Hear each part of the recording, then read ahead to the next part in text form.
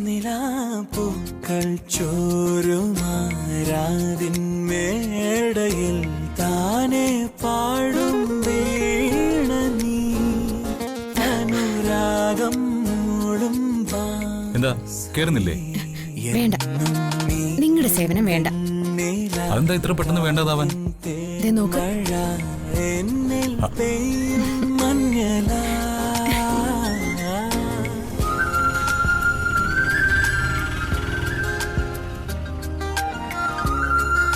കോടതി ജംഗ്ഷൻ വരെ.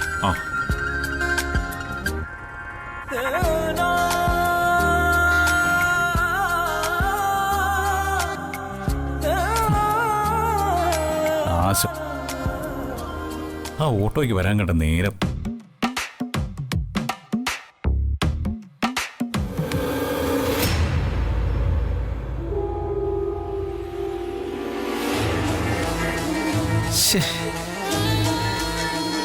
ഇയാളുടെ ഫോണിൽ റേഞ്ചും കിട്ടുന്നില്ലല്ലോ.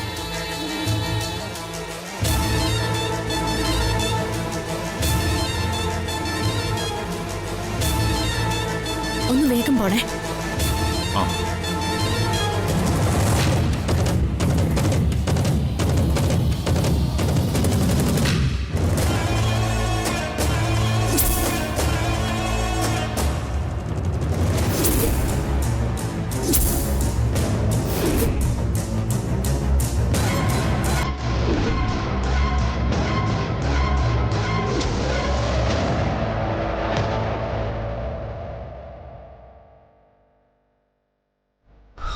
റിങ്ങുണ്ട്.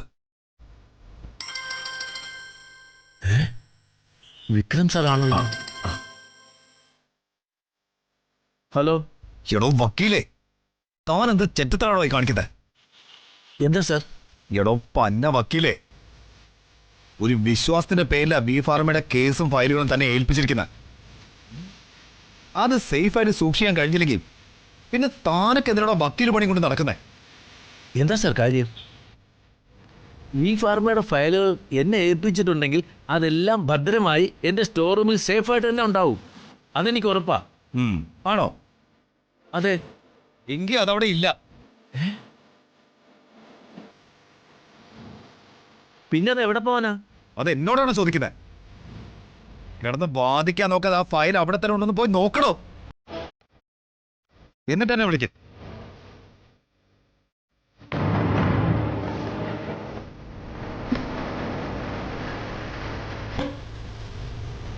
എന്താ സാർ? കുന്തം, വണ്ടി എടുക്കണോ?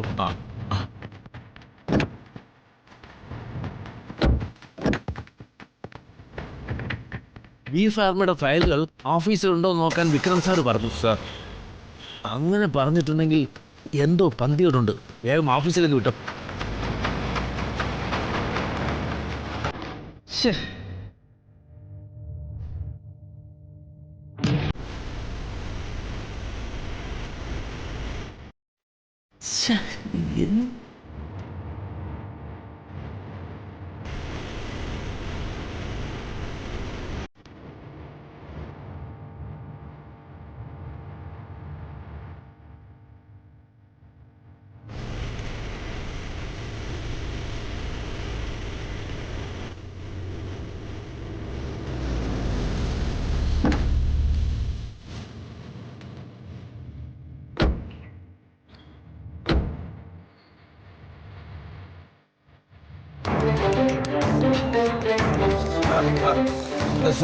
വന്ദനയോടെ പോയി.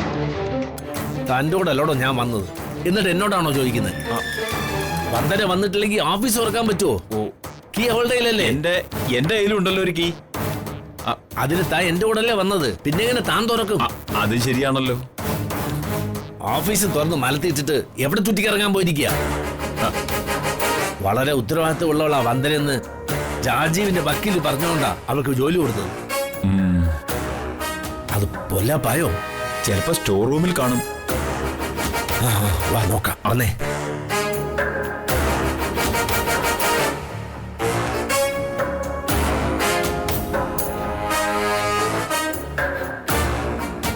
ആൽഫബറ്റിക് ഓർഡറിൽ വന്ദന എന്ന ഫയലുകളെല്ലാം അടുക്കി വെച്ചതാ. ഓർഡർ എല്ലാം തെറ്റായിട്ടാണല്ലോ ഇരിക്കുന്നത്. അത് എന്തോ പ്രശ്നമുണ്ടല്ലോ സാറേ. നോക്കാം. വി ഫാർമയുടെ ഫയൽ മാത്രം കാണുന്നില്ലല്ലോ. ആ ഫയൽ ഇവിടെ ഉണ്ടോ?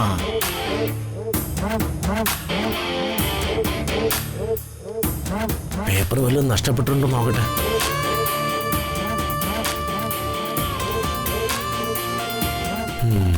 ഭാഗ്യം, പേപ്പറുകളൊന്നും നഷ്ടപ്പെട്ടിട്ടില്ല.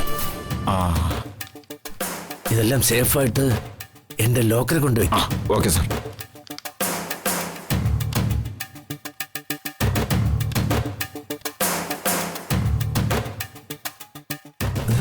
വന്ദന കൊണ്ടുപോയെങ്കിൽ ഇതെങ്ങനെ ഇവിടെ വന്നു?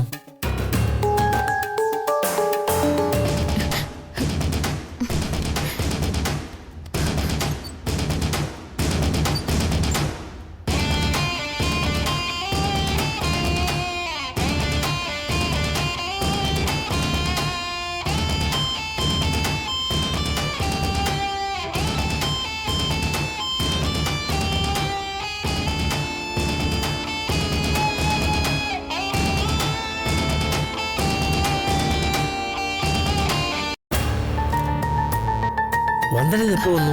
ഓ അത് ഞാൻ വന്നിട്ട് കുറച്ചു നേരമായി. വന്ദന ഓഫീസ് തുറന്നിട്ടിട്ട് എവിടെ പോയിരിക്കായിരുന്നു?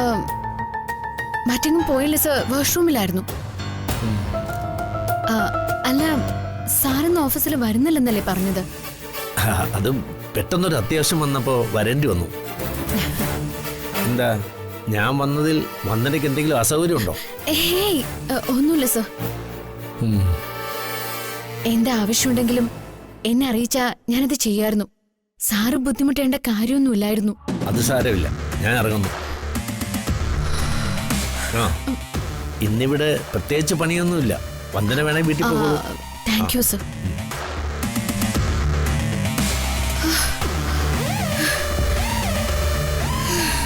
എന്റെ അമ്മേ.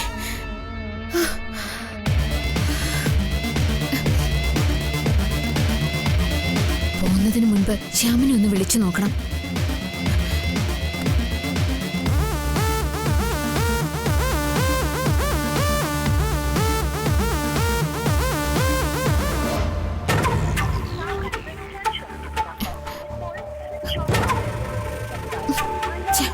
അവന്റെ ഫോൺ ഇപ്പോഴും സ്വിച്ച് ഓഫ് ആണല്ലോ.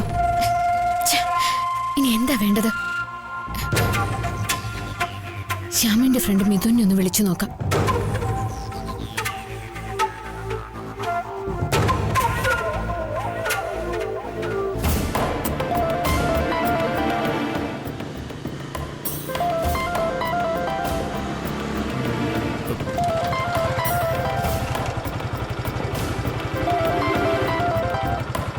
ഹലോ, ആരാ? മിഥുനെ, ഞാനാ വർഷയുടെ ചേച്ചി വന്ദന. ആ, വന്ദന ചേച്ചിയോ? എന്ത് ചേച്ചി? ശ്യാമിനെ വിളിച്ചപ്പോ സ്വിച്ച് ഓഫ് ആണ്. എനിക്ക് അത്യാവശ്യമായിട്ട് ശ്യാമിനെ ഒന്ന് കാണണം. എന്നെ ഒന്ന് സഹായിക്കാമോ? ചേച്ചി, അതിലെനിക്ക് സന്തോഷമേ ഉള്ളൂ. പക്ഷേ ഒഴിഞ്ഞു മാറരുത്, എന്നെ ഒന്ന് സഹായിക്കണം. വീട്ടിലേക്ക് ചെല്ലരുതെന്ന് ശ്യാമിൻ്റെ അച്ഛൻ ഞങ്ങളെ വിലക്കിരിക്കുക. എന്നാലും ചേച്ചിക്ക് വേണ്ടി ഞാൻ അവൻ്റെ വീട്ടിലോട്ടൊന്ന് പോ. ഓക്കെ മിഥുനെ, വലിയ ഉപകാരം. ആ ശരി ചേച്ചി. ആ പിന്നെ വർഷയെ ഞാനൊന്ന് തിരക്കിന്ന് പറയണേ. ശരി, വിളിക്കേ. ആ ശരി ചേച്ചി.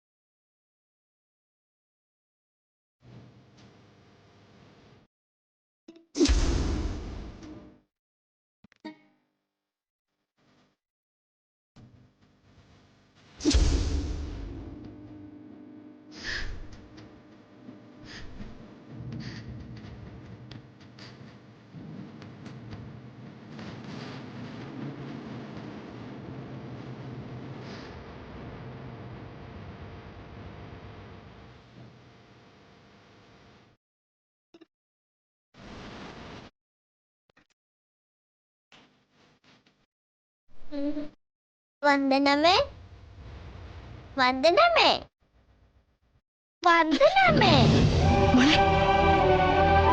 ഞാൻ എത്ര വട്ടം വിളിച്ചു വന്ദനമ്മേനെ. അയ്യോ ഞാൻ കേട്ടില്ലല്ലോ. ദിയമോള് വന്ദനമ്മേനെ പിണക്കുവാ. പിണക്കോ? എന്തിന്? വന്ദനമ്മയ്ക്ക് വർഷച്ചെറിയമ്മരെ കല്യാണം കഴിഞ്ഞപ്പം തൊട്ട് വർഷച്ചെറിയമ്മരെ ഓർമ്മയല്ലേ ഉള്ളൂ. ദിയമോളെ വിളിച്ചിട്ട് പോലും കേൾക്കുന്നില്ലല്ലോ. എന്നെ ഇപ്പൊ വന്ദനമ്മയ്ക്ക് വേണ്ടതായല്ലേ. മോളെ അങ്ങനെയൊന്നും പറയല്ലേ. ദേ മോൾ അങ്ങനെയൊക്കെ പറഞ്ഞ വന്ദനമ്മയ്ക്ക് സങ്കടാവില്ലേ? മോളെ കുറിച്ച് ചിന്തയില്ലാത്തത് കൊണ്ടാണോ മോളെ അമ്മ ആശുപത്രിയിൽ കൊണ്ടുപോയതും ഫിസിയോതെറാപ്പി ചെയ്തതും ഒക്കെ? എന്നാലും വന്ദനമ്മയ്ക്ക് ദിയമളെ കുറിച്ച് ഒരു ഓർമ്മയില്ല.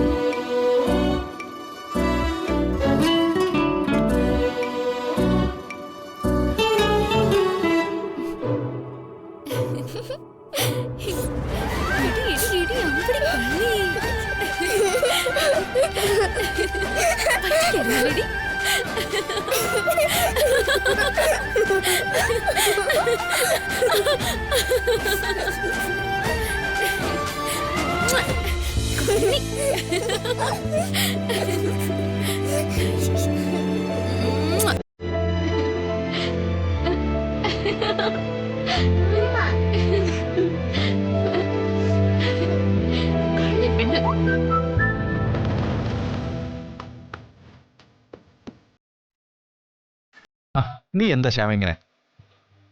കോളേജ് ആവുമ്പോൾ ചങ്ക് ഫ്രണ്ട്സുകളൊക്കെ ഉണ്ടാവും. അതിലാണും പെണ്ണും ഒക്കെ പെടും. ചിലപ്പോൾ ചിലതൊക്കെ പ്രേമമായിട്ട് മാറിയെന്നും വരും. നീയും വർഷയും തമ്മിലുള്ള ഫ്രണ്ട്ഷിപ്പ് അതുപോലൊരു പ്രേമമായിട്ട് മാറി. പക്ഷേ അവളത് അറിഞ്ഞില്ല. ആ പ്രണയം വർഷയോട് തുറന്നു പറയാനുള്ള മനസ്സുറപ്പ് നിനക്കും ഉണ്ടായില്ല. അവിടെയാണ് പ്രശ്നങ്ങളുടെ തുടക്കം. വർഷയുടെ കല്യാണം ഉറപ്പിച്ചതോടെ നിന്റെ മനസ്സാകെ തകർന്നു. ഒരു നിരാശാകാമുകന്റെ അവസ്ഥയിലേക്ക് നീ അധപതിച്ചു പോയി ശ്യാമേ. വേണ്ട, ഈ അവസ്ഥയിൽ ആരുടെ ഉപദേശം എനിക്കിഷ്ടമല്ല. അവള് കല്യാണം കഴിഞ്ഞ് പോയി കഴിഞ്ഞു. ഒരു കാര്യം പറയാനാണ് ഞാൻ വന്നത്. വന്ദിനേച്ചി വിളിച്ചിട്ട് നീ എന്താ ഫോൺ എടുക്കാത്തത്? എനിക്ക് ആരോടും സംസാരിക്കാൻ താല്പര്യമില്ലെന്ന് പറഞ്ഞില്ല. എടാ, വന്ദിനേച്ചി എനിക്ക് നിനക്കൊക്കെ സ്വന്തം ചേച്ചിയനല്ലേടാ. അവരുടെ വിവാഹം ഭംഗിയാക്കാൻ നമ്മളും കുറെ പരിശ്രമിച്ചല്ലേ. അത് ദുരന്തത്തിൽ കലാശിച്ചതില് സ്വന്തം കൂടപ്പറപ്പുകളെ പോലെ ദുഃഖിച്ചവരല്ലേ നമ്മള്. അത് നീ എന്താ ഓർക്കാതെ? വന്ദിനേച്ചി കാര്യമായ എന്തോ പ്രശ്നത്തിൽപ്പെട്ടിരിക്കുക. സ്വന്തം സഹോദരനെ പോലെ ചേച്ചി ഏറ്റവും കൂടുതൽ സ്നേഹിച്ചത് നിന്നെയാ. നിന്റെ സഹായം തേടിയാ ചേച്ചി വിളിച്ചുകൊണ്ടിരിക്കുന്നേ. എന്റെ ബലമായ സംശയം വർഷയ്ക്ക് എന്തോ ആപത്ത് പറ്റിയിട്ടുണ്ടെന്നാ. വർഷയ്ക്ക് ആപത്തോ? എന്താപത്ത്?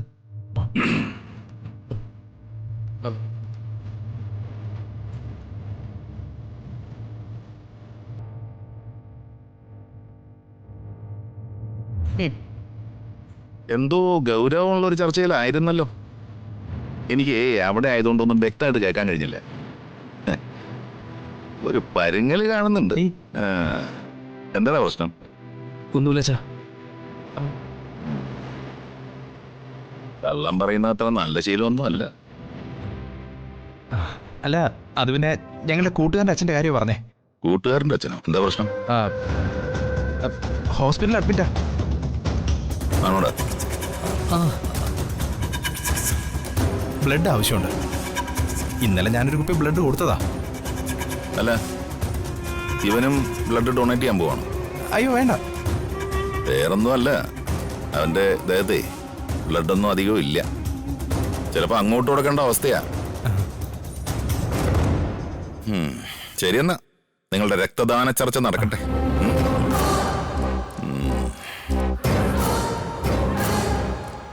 അളിയായിട്ടില്ലെന്ന് തോന്നുന്നു. എടാ, വർഷയ്ക്ക് എന്താപത്ത്? അതെനിക്കും അറിയില്ല. വന്ദനേച്ചി ഫോൺ വിളിക്കുമ്പോ നീ ഇനി ഫോൺ എടുക്കാതിരിക്കരുത്. ആപത്ത് എന്താണെന്നൊക്കെ ചേച്ചി വിശദമായിട്ട് പറയും. എടാ, സംശയത്തിന്റെ ആശാന നിന്റെ അച്ഛൻ. എന്നെ കൂട്ടി കയറ്റി വിസ്തരിക്കുന്നതിന് മുമ്പ് ഞാൻ വിട്ടോട്ടെ. ആ ശരി, ബൈ.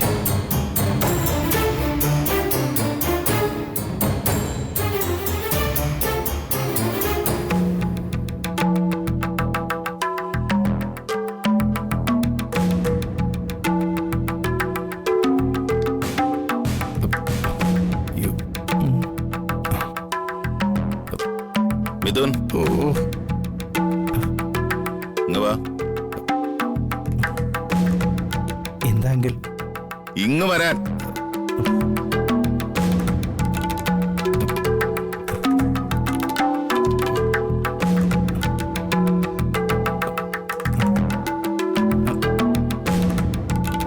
ഇരിക്കേ.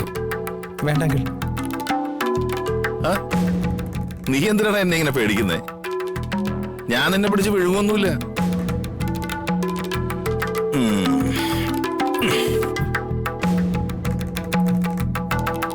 എടാ, നീ കുറച്ച് നാള് കൂടി വന്നതല്ലേ? ഊണൊക്കെ കഴിച്ചിട്ട് പതുക്കെ പോയാ മതി. അതങ്ങളെ, ഇപ്പൊ എനിക്ക് കുറച്ച് ധൃതിയുണ്ട്. നിന്റെ തിരക്കൊക്കെ നിന്റെ മനസ്സിൽ വെച്ചാ മതി. ഇപ്പൊ നീ എങ്ങോട്ടും പോവാൻ പോകുന്നില്ല. അങ്ങളെ, ഞാൻ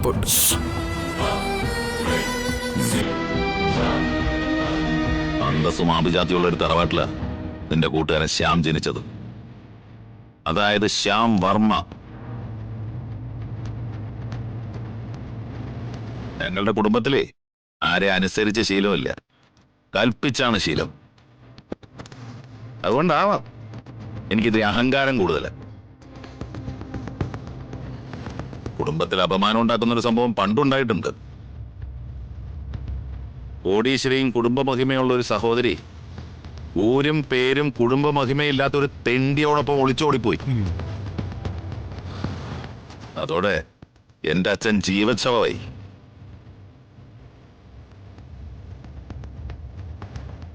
അന്ന് മുതലാണ് ഈ തറവാട്ടിൽ സമാധാനക്കേട് തുടങ്ങിയത്. എന്റെ സഹോദരി ചെയ്ത തെറ്റ് എന്റെ മോനും ചെയ്തു കളയുന്നൊരു ഭയം. അതുകൊണ്ടാണ് ശ്യാമിനെന്തോ പ്രേമത്തിന്റെ അസുഖം തുടങ്ങിയപ്പോ അതിനെല്ലാം കടുത്ത നിയന്ത്രണം ഞാൻ ഏർപ്പെടുത്തിയത്. അല്ലാതെ എന്റെ മോനോട് സ്നേഹക്കുറവുകൊണ്ടൊന്നും അല്ല. എന്റെ മോനെ എനിക്ക് സ്വന്തം ജീവനേക്കാളും ഇഷ്ടമാണ്. അറിയോ നിനക്ക്? നിനക്കതൊന്നും പറഞ്ഞാൽ മനസ്സിലാവണമെന്നില്ല. മനസ്സിലാവണമെങ്കിലേ നീയും ഒരു അച്ഛനാവണം. അത് പോട്ടെ. അപ്പൊ ഇനി വിഷയത്തിലേക്ക് വരാം. നീ ശ്യാമനോട് സംസാരിച്ചത് കൂട്ടുകാരൻ്റെ അച്ഛന് രക്തം കൊടുക്കുന്ന കാര്യമൊന്നും അല്ല. എടാ, അതെല്ലാം എനിക്ക് മനസ്സിലാവും. ശ്യാമിനെ ബാധിക്കുന്ന മറ്റെന്തോ കാര്യമുണ്ട്.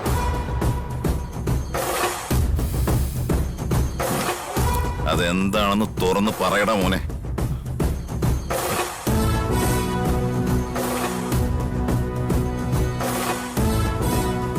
അല്ല, മിഥുൻ എപ്പോ വന്നു? ഞാൻ വന്നിട്ട് കുറച്ചു നേരം ആൻറ്റി.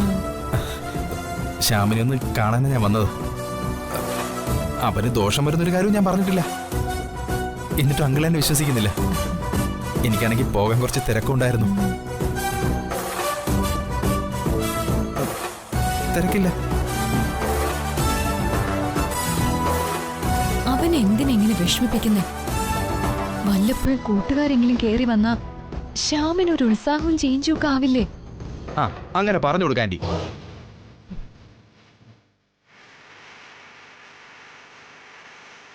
ഓരോ സംശയങ്ങളും വെച്ചുകൊണ്ട് നിങ്ങൾ അവരെ ക്രോസ് വിസ്താരം ചെയ്യാൻ നിന്നാ ആരും നമ്മുടെ മോനെ തിരിഞ്ഞു നോക്കില്ല. അവ മുറി അടച്ചിരുന്ന് മുരടിക്കേ ഉള്ളൂ. മോന് തിരക്കുണ്ടെന്നല്ലേ പറഞ്ഞേ? അവൻ പൊക്കോട്ടെ. തിരക്കുണ്ടെന്നാ തോന്നുന്നേ. അല്ല, പോയിട്ട് എത്രയും പെട്ടെന്ന് വരാം. ശരി. ഓ, എന്നാ പിന്നെ അങ്ങനെ ആയിക്കോട്ടെ. Thank you uncle. Thank you aunty. ഓ, പോകാനുള്ള ധൃതിയിൽ വഴി മാറിപ്പോയി. ആൻറ്റിക്കോട്ട് പറയേ.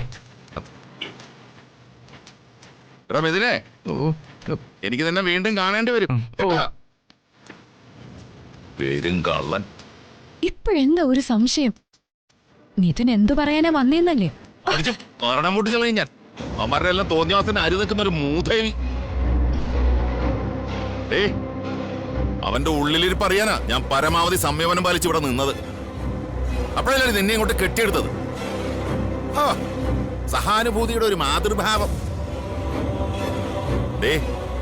മിഥുൻ എന്തു പറയാനാ വന്നതെന്ന് നിനക്ക് നന്നായിട്ട് അറിയാമെന്ന് എനിക്കറിയാം കേട്ടോ. എല്ലാരും കൂടെ തോന്നിയാസം കാണിച്ച് എന്നെ കുരങ്ങ് കളിപ്പിക്കാണല്ലേ. അമ്മേ മോനും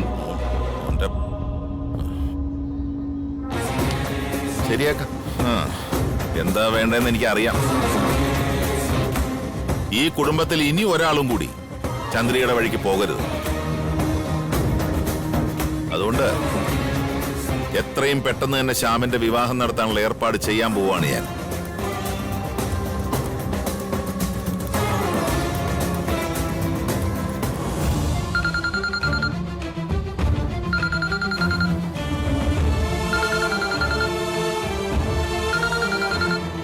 ഹലോ ശ്യാമേ,